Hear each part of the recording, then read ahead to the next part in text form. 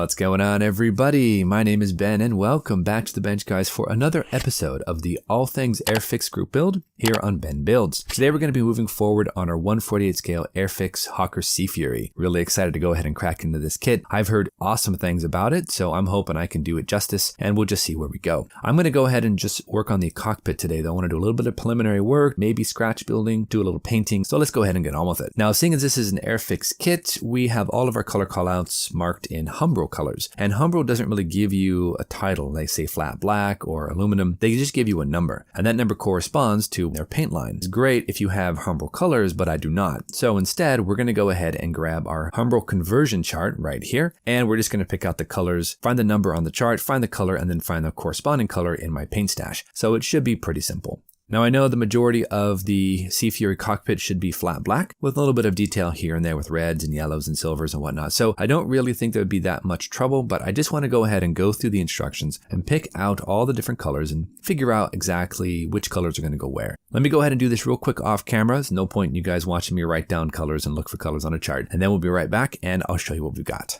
So that went well. We have all of our colors, at least for the very first page. Mostly we just have flat black, to be honest, flat black, some aluminum, but this is a really handy chart to have when you start getting into, camouflage colors and different interior colors and all that. So it's really, really clever. Now we're going to go ahead and just move into our first time lapse and start work on the cockpit. I want to go ahead and assemble as many parts as I can. I'm not going to go ahead and put everything in there because I might want a couple of parts left off. It'll actually make it a bit easier, say, to do detailing or to add decals or whatnot. So on with that first time lapse, guys. Let's get the basic cockpit assembled and let's do some painting with Flat Black by Tamiya. Let's get it going, guys. See what we can do.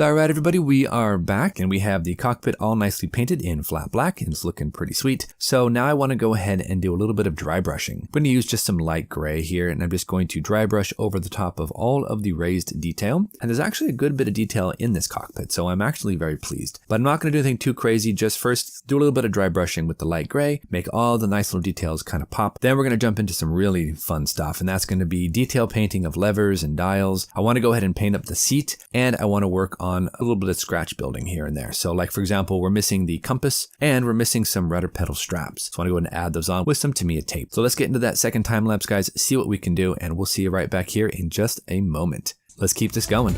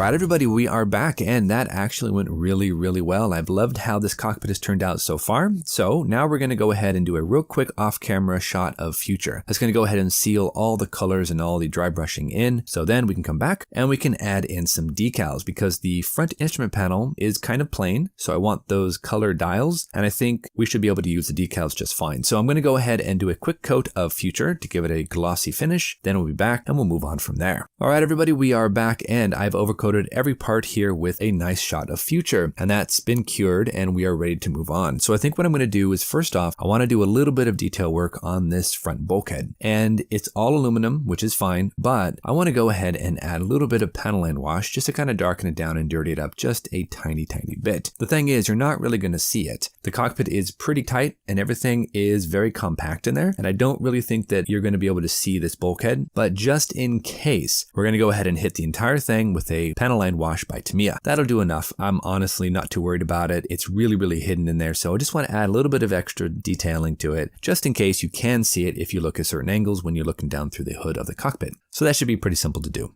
Now let's go ahead and move over to some seatbelts. Now I didn't want to spend a bunch of money and buy photo etched seatbelts, so I've decided to go ahead and make my own. I actually am going to use the same process I used on my Bearcat, and we're going to use Tamiya tape and 0.3mm solder. We're going to go ahead and make some buckles, we're going to make some clasps, then we're going to add in some seatbelts, and then we're going to add in the instrument panel decals. Again, everything is already gloss coated, so that should be good. All we need to do is go ahead and just cut out those decals and just place them on with some microsol, and they should have settled down nicely into the raised detail. So far so good, guys. I'm very excited to go ahead and see how this is going to come together. Adding in some seatbelts, even though they won't be 100% accurate, I always enjoy doing this because it saves me some money, which is a good thing, but also it adds a bit of detail and it allows me to kind of customize the cockpit just a little bit more. Back into that time lapse, guys. Push through those seatbelts, get the instrument panel decaled up, and we'll see where we end up. Let's do it. Keep this party rolling.